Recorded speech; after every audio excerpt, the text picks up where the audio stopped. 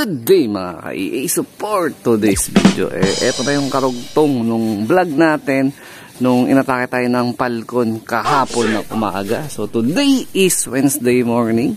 So halos walang pinagbago sa itsura ng panahon kahapon Martes ng umaga.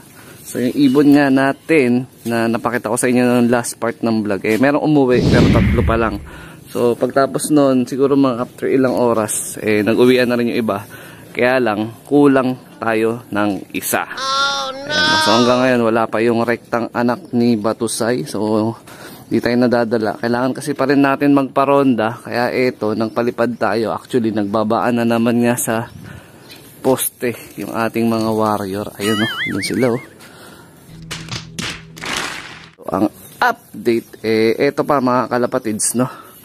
So, meron tayong hinahanda na naman dito. Dahil gaya ng sabi ko, magpa first lap derby na nga. So, dalawang training na lang, ay nasasampa na tayo sa track. So, totoo na to.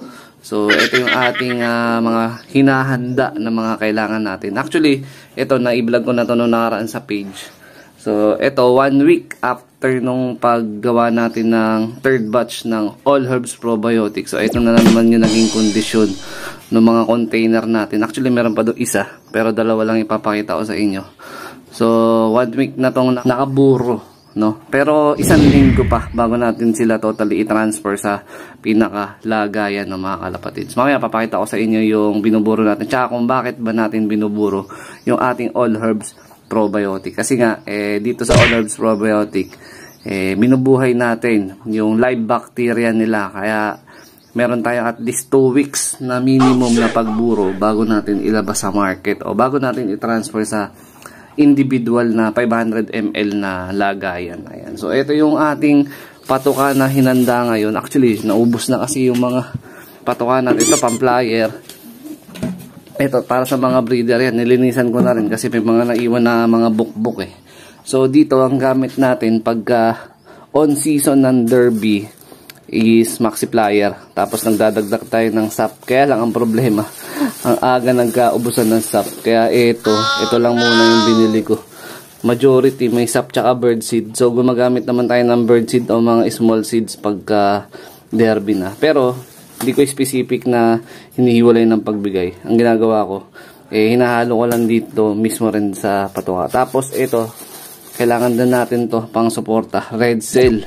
Ayan, pwedeng pang manok, pwedeng pang kalapate. So, gaya ng sabi ko, dahil magde-derby na nga, so kailangan natin silang i-sustain yung magandang resistensya nila para makadulo na naman tayo, no, mga kalapatid. So, sana medyo maging iba yung story ng lipad natin ngayon. Kasi yung huling south natin o diverted natin ng south is yung una, finisher lang si Saber.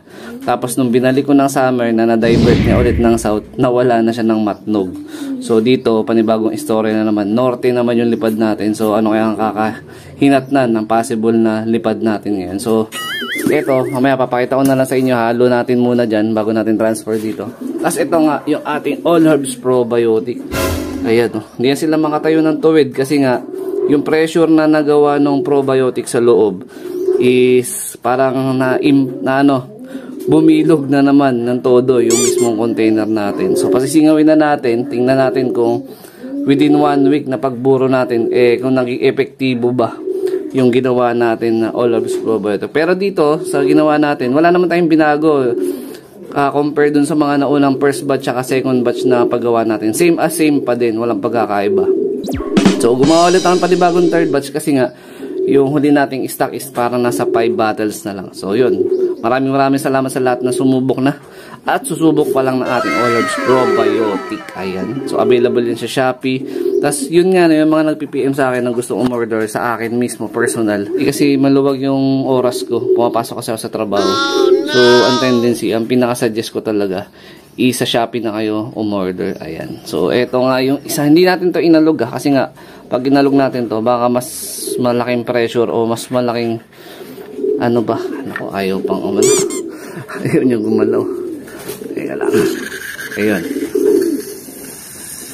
Baka sumabog eh. Dahan-dahan lang natin pasingawin. Ayan o. Naririnig nyo naman. So mamaya mag-aalboroto na yan. Ayan o.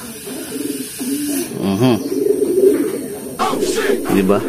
So, ito, 1 week pa lang naburo tong ginawa natin. What if yung mga susunod na weeks pa? Ayan.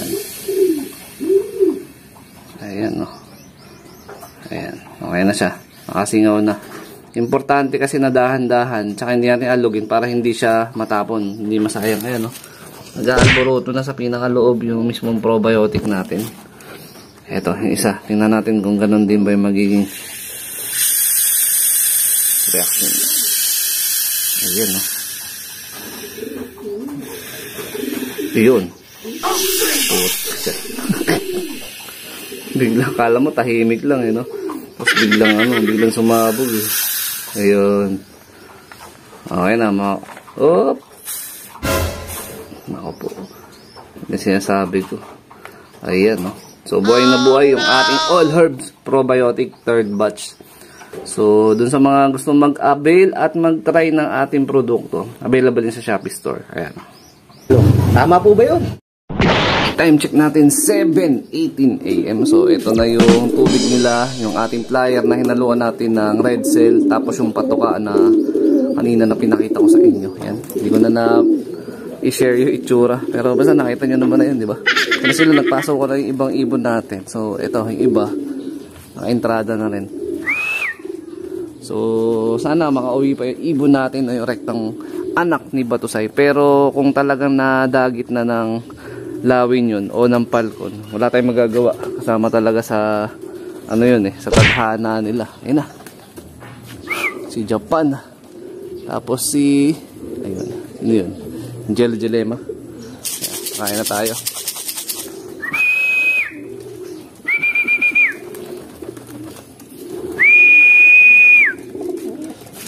Yung kondisyon naman ni Bekbek, halos ganun pa rin. Pero binibigyan ko na siya ng antibiotic para hindi na lumala ng tuluyan. Sana bago mag-derby, magaling na yung kondisyon niya. Ayan.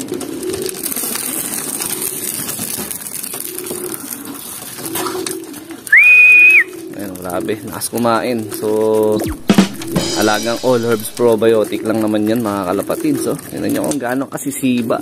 Kaya lang ang disadvantage ng ganito na masiba. Yun. Ang bilis maubos ang patuka. Bili ulit. Ayan, o.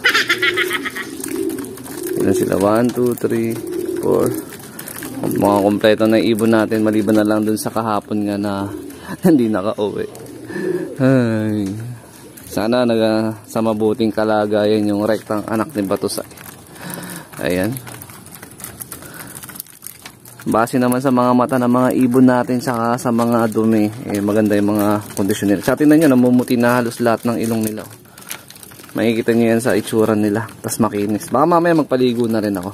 Kasi Friday is loading ng aming second to the last training. So, dito ko natatapusin tong video na to. Ayan, shout out sa mga solid supporter natin dyan. Kunin na muna natin tong inumin nila na may halong red cell. Ayan, no. Lagay na natin dito. Parang sito lang, no. Alam mo, probiotic, eh. Ayan, no. Halos ganda rin kasi itsura nung probiotic pag hinalo natin sa tubig, eh. Ayan. So, ingat mga kalapatids. Keep safe. God bless. Ayan, good luck sa lahat ng mga kalapatids natin. Sana lahat tayo makasampa ng derby.